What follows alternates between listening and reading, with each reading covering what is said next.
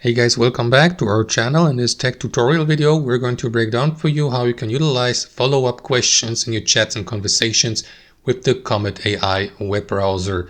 So let us dive into this. Alright guys, so open the Comet AI web browser and here you will see that communication panel you may use for communicating with Perplexity AI.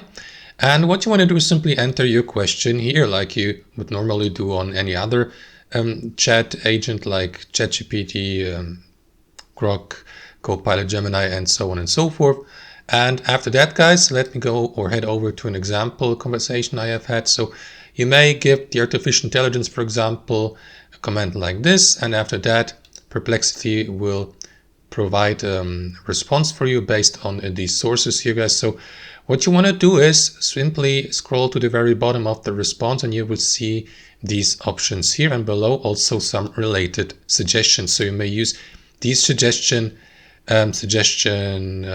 commands, for example, as a follow-up questions, but you can always customize your follow-up question yourself by simply using that communication panel at the bottom with the text box and ask and send your follow-up question to the given thread you're having or chat you're having with the artificial intelligence, and narrow down, for example, your search or ask a specific question and use the first response as some kind of an intro to the chat or conversation. That's it, guys. Hope you enjoyed this video, got some real value from it, and we'll catch you later.